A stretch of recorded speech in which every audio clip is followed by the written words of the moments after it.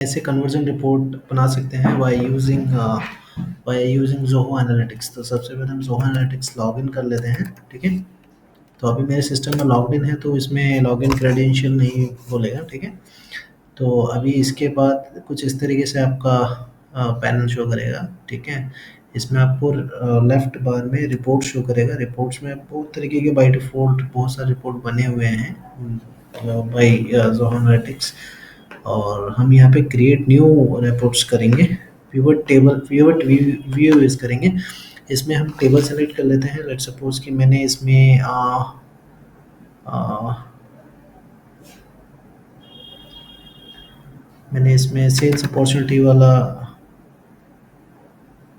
Table, या मैं इसमें ऑडियो मीटिंग मॉड्यूल सेलेक्ट करता हूँ, ठीक है।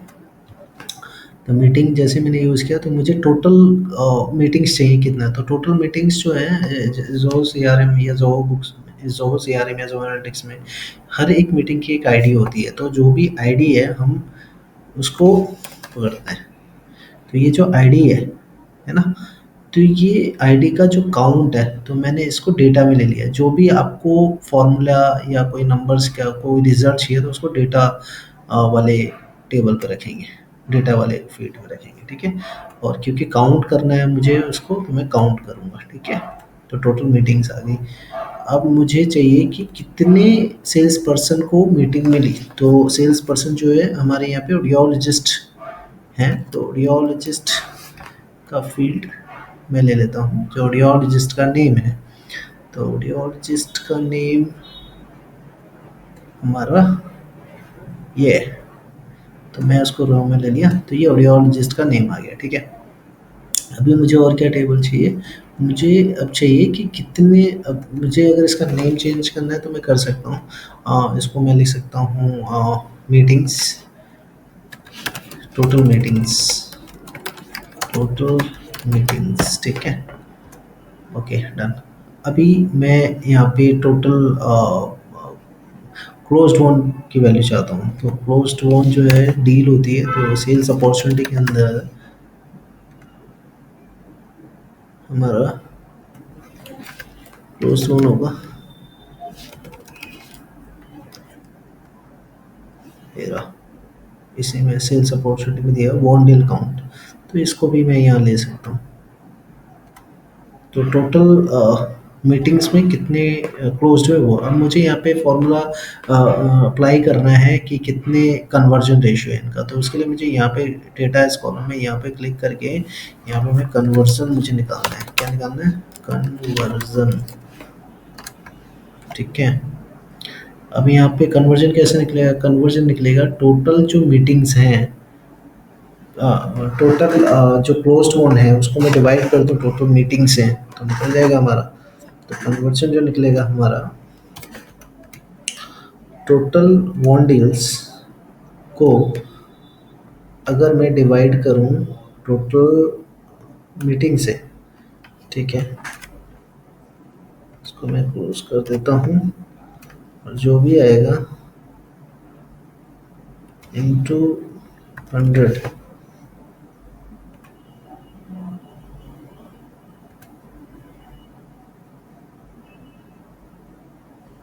या इंटू 100 ना करके मैं अगर इधर इंटू 100 नहीं किया, इधर मैं डेसिमल की जगह यहाँ परसेंटेज कर देता हूँ, करेक्ट। इंटू 100 करना पड़ेगा,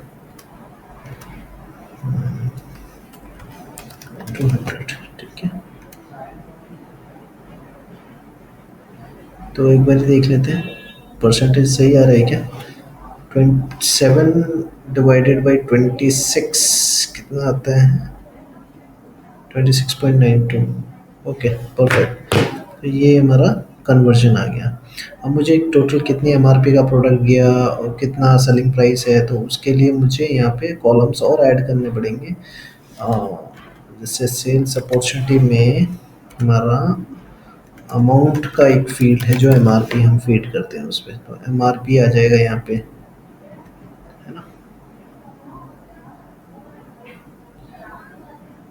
तो इवन एमआरपी यहाँ से भी ले सकते हैं, इवन यहाँ क्लिक करके एग्रीगेट फॉर्मूला यूज़ कर सकते हैं इसकी जगह। और यहाँ पे हम कौन सा एग्रीगेट में हम कॉलम्स कौन सा यूज़ कर रहे हैं, कॉलम्स में हम सेल्स अपॉर्चुनिटी में अमाउंट फाइंड कर रहे हैं। अमाउंट तो सेल्स अपॉर्चुनिटी में अमाउंट हो गया, इसको हम सम करना चाह रहे हैं। ठीक है, सम तो टोटल कितनी एमआरपी है प्रोडक्ट का वो आ जाएगा। ठीक है, यहाँ डेसिमल रख सकते हैं, वैसे डेसिमल में तो होगा नहीं बट कोई नहीं। तो ये हमारा एमआरपी हो गया। सिमिलरली हम इसी तरीके से सेलिंग प्राइस हम ऐड कर सकते हैं। डेटा इस कॉलम में यहाँ पे क्लिक करके एग्रीगेट फॉर्मूला लिखेंगे, सेल प्राइस। ठीक है, हम यहाँ कॉलम में यूज़ कर कॉलम सेल्स अपॉर्चुनिटी वाले मॉड्यूल में सेलिंग प्राइस के नाम से है, यहाँ क्लिक किया, सेलेक्ट कर लिया, इसको भी मुझे सम करना है, सम कर दिया, सेव कर दिया। तो ये हमारा इस तरीके से सेलिंग प्राइस पे आ गया। मुझे एएसपी चाहिए कि कितना एक कस्टमर से चार्ज किया हमने अमाउंट, तो फिर से मुझे यहाँ जाना है, फिल्टर में मुझे एएसपी या एवरेज बास्केट वैल्यू या एवरेज सेलिंग प्राइस, तो एएसपी पर कस्टमर मैंने लिखा। यहाँ पे मुझे एएसपी पर कस्टमर कैसे निकलेगा, total selling value divided by कितना आपने सेल्स किया। 1,00,000 रुपये की अगर सेल्स होती है, 2 सेल्स होती है, तो 1,00,000 divided by 2 that is 50,000 rupees पर कस्टमर इज द सेल। तो यहाँ पे मुझे नंबर ऑफ सेल अमाउंट, मतलब sale amount, sale price is the sale price, total sale value divided by one deal count, मतलब कि कितना सेल्स किया। तो सेल तो हमारा ये है ना, कितना वन डील है, और ये डिवाइड कर देंगे तो हमारा आ जाएगा कि कितना से सेलिंग प्राइस है। ठीक है, अब हमारे पास एएसपी और सॉरी हमारे पास एमआरपी सेलिंग प्राइस है, तो हम इसी से हम डिस्काउंट परसेंटेज भी निकाल सकते हैं। अगर हम इसका नेम कुछ कर नेम लिख देते हैं, टाइटल 1 है तो मैं यहाँ लिख देता हूँ conversion report, conversion report sales person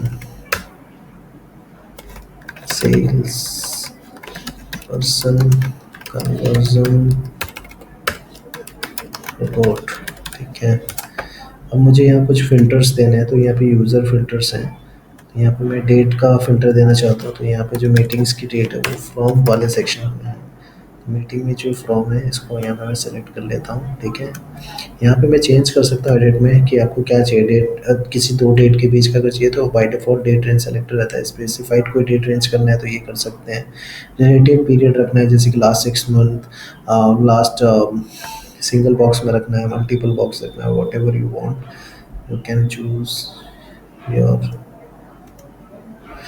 तो फिलहाल मैं डेट रेंज सेलेक्टेड रख रहा हूँ, ओके कर देता हूँ। ठीक है, मुझे यहाँ पे और भी कुछ फिल्टर्स चाहिए होंगे, जैसे कि किस सेंटर से मेरे कितने अपॉइंटमेंट्स हो रहे हैं, तो मुझे सेंटर्स के नाम चाहिए, मुझे अपॉइंटमेंट टाइप चाहिए, अपॉइंटमेंट टाइप आप अपने हिसाब से आपके रिक्वायरमेंट में क्या चीज़ है वो चीज़ आप सेलेक्ट कर सकते हैं। अपॉइंटमेंट स्टेटस चाहिए, ठीक है, रियोलॉजिस्ट नेम चाहिए,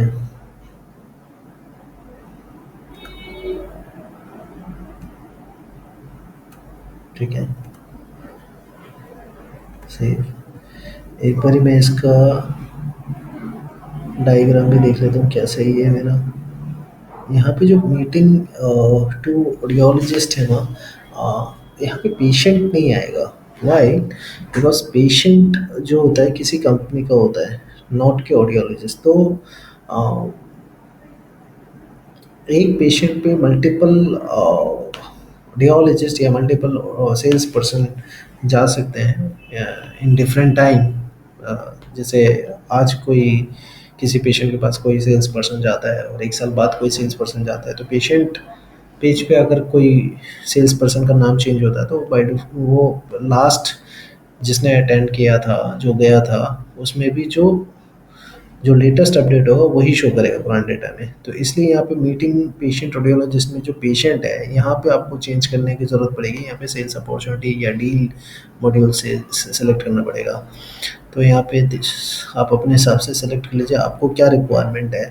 तो मैं यहाँ पे मीटिंग सेल्स अपॉर्चुनिटी, या ये मैं इसलिए ले रहा हूँ कि सेल्स अपॉर्चुनिटी वाले पेज पे या डील वाले पेज पे जो सेल्स पर्सन का नेम रहेगा वही फील्ड वो लेगा, ठीक है। और लेफ्ट जॉइन से लेना है हमें और ये सबमिट कर देना है। अब ये रिपोर्ट बन के रेडी है, एक बार हम चेक करते हैं। मैं देखना चाहता हूँ कि लास्ट मंथ, लास्ट नहीं 2020 लास्ट दिसंबर में किसका क्या परफॉर्मेंस रहा जो हमारे न्यू एच.ए.टी अपॉइंटमेंट्स हैं।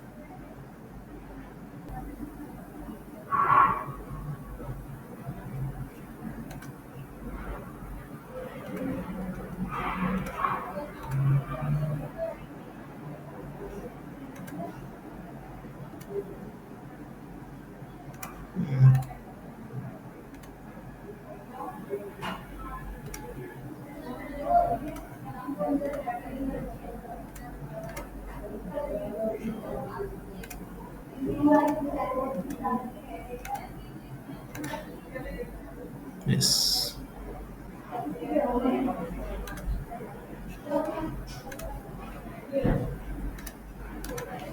सो यस, तो इस तरीके का अब हमारा ये रिपोर्ट बन गया है कि ये लास्ट दिसंबर का ये रिपोर्ट है, ठीक है। तो परफेक्ट, किसी पर्टिकुलर सेंटर का चाहिए तो ये, इवन आप चाहते हैं कि यहाँ पे मल्टीपल बॉक्स हो तो आप यहाँ से चेंज कर सकते हैं इसको। ये जो यूज़र फिल्टर है यहाँ पे, जैसे होस्ट मैंने लिया, यहाँ पे सिंगल बॉक्स है, यहाँ पे चेंज करके मल्टीपल बॉक्स ले सकते हैं।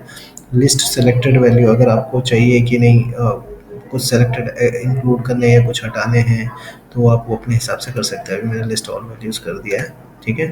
तो अभी एक बार देख लेते हैं इसको। दिसंबर डन, अपॉइंटमेंट स्टेटस कंप्लीटेड वाले को देख रहे हैं। और होस्ट में जैसे कि मैं चाहता हूँ सिर्फ नोएडा नहीं, हैदराबाद देखना चाह रहे हैं, हैदराबाद, ठीक है। अपॉइंटमेंट टाइप एच.ए.टी, सो 21 अपॉइंटमेंट्स, 11 सेल, इस तरीके से। Thank you.